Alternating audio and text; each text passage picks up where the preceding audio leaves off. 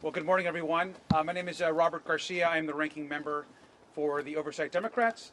We're here today, of course, for 2 days of depositions of both Secretary Clinton and former President Bill Clinton. So I'm going to have some general comments.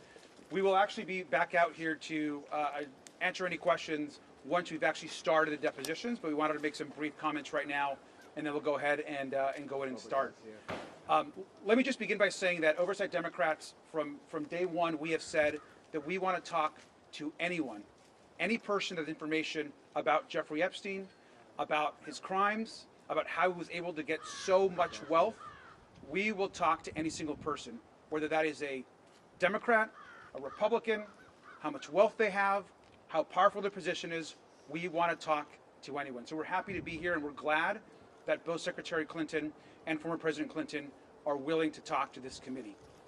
I also think it's important to note, I'm glad to see that we have our Republican colleagues here.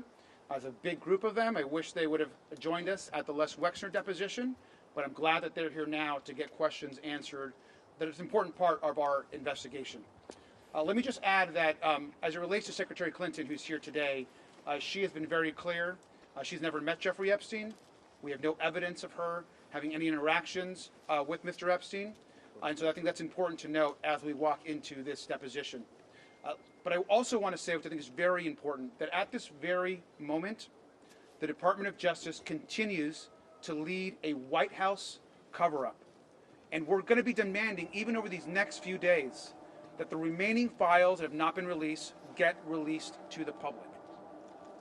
And that includes new files that were just discovered in the last couple days of a survivor that has made serious accusations and allegations against not just Jeffrey Epstein, but also against President Trump, and about abuse that she suffered when she was a minor.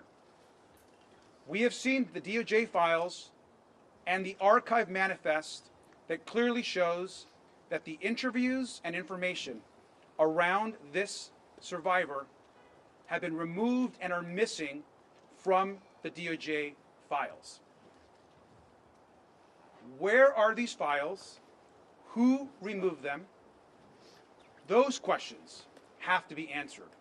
What we have is a survivor that we have verified, that others have verified, and those files are missing. And it's not just those.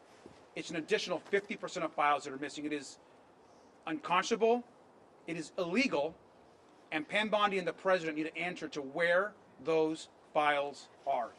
And that's going to continue to drive our work, not just today, but every single day until we get justice for the survivors. I'm going to have some of our members here make a few comments as well. Thank you.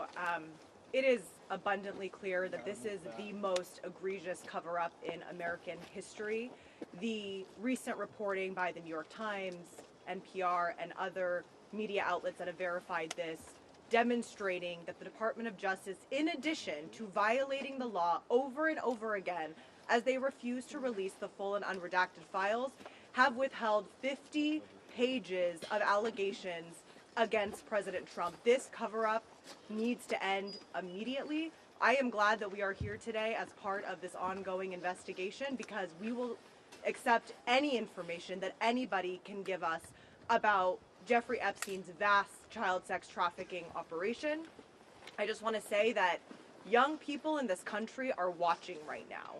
If the most powerful people in the United States of America, the elite and rich and powerful men and women, are able to get away with these heinous crimes, then we are sending a horrible message to young people in this country that powerful people will always protect themselves and the rule of law does not apply to everyone. So I look forward to the next 2 days, and we know that there is so much more to uncover here, and we expect to get answers from the Department of Justice immediately. Thank you. I'm Congressman Suhas Subramaniam. We're here today in New York to talk to Hillary Clinton, and tomorrow to talk to former President Bill Clinton.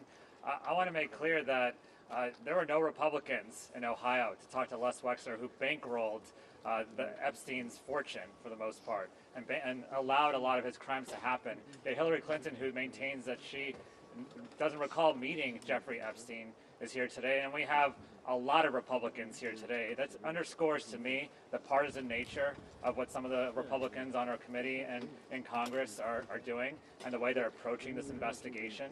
And meanwhile, they're not holding the Department of Justice accountable for breaking the law over and over again. There's 2.5 million files that have not been released, and now we're hearing and seeing evidence of some of those files, including accusations against President Trump. We know that there are other information in those files that clearly is not about protecting victims. It's about protecting people who committed crimes. And so we, as Democrats on the Oversight Committee, are going to continue to approach this investigation in a nonpartisan way, because all we want is the truth, and we want justice for the survivors, and we want to make sure this never happens again, no matter how rich and powerful the perpetrators are. Thank you. Speaking of rich and powerful, how come Thank the you. Clintons weren't enforced? I'm James Walkinshaw from Virginia. We are here today to continue our investigation into Jeffrey Epstein's crimes. And it's important to note, and as others have said, there is no indication, zero, zip, zilch, nada, that Secretary Clinton had any knowledge of Epstein's crimes. She submitted a sworn statement that she never met Jeffrey Epstein, and my fear is we're here today as part of a political exercise, part of a long-running fever dream where Republicans want to lock up Secretary Clinton. We had the State of the Union this week, and President Trump spoke for 2 hours and refused to even acknowledge the courageous survivors of Epstein's crimes who were in the chamber. He wouldn't even address the issue. His Attorney General refuses to even meet with the survivors. So we want to conduct a serious bipartisan investigation. I'm glad that President Clinton will sit down with us tomorrow and answer questions about his relationship with Jeffrey Epstein. But I wanted to come today to ensure that this is a serious exercise, a serious investigation, and not a political or partisan one. Thank you. Why weren't the Clintons made to go to Washington to testify? I'll answer that. I'll answer that question. So let me go ahead and we're going to answer one or two questions. Let me just also say, I think today also sets a precedent. So I want to be very clear that we have said from day one that we want to talk to former President Bill Clinton, and the other person we want to talk to is current President Donald Trump. And so we should be very clear that now that we're going to hear from former President Clinton, I hope that Chairman Comer and the Republicans will join us in demanding that the person who actually appears more times in the files than the former president, who we want to speak with, is President Donald Trump. And so let's get President Trump in front of our committee to answer the questions that are being asked across this country from survivors and from those who have been brutally attacked and raped, sometimes as children. Let's release the files and answer one or two questions. Thank you.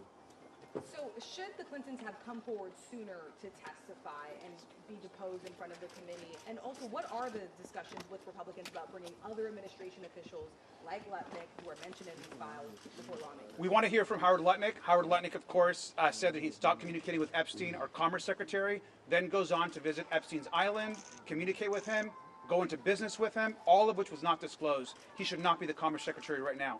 As it relates to the questions about the location was selected by Republicans. The majority controls where and how these depositions are done. We want to continue hearing from folks. Just a question. What could they possibly ask Hillary Clinton all day? They've mentioned Maxwell at the wedding. And what questions, you said you're happy to talk to anyone. What questions do you have for Hillary Clinton, given that she said she has no connection? We're gonna give the Secretary an opportunity to clarify any questions that Republicans might have, that we might have. Look, if she has any information that could be helpful to the investigation, we want to hear that. And so we're going to find out here. And we'll report back what's actually being asked. But broadly speaking, anyone that has any information, whether they're Republicans or Democrats, we want a nonpartisan investigation, and that's going to include ensuring that President Trump comes before our committee. Yes?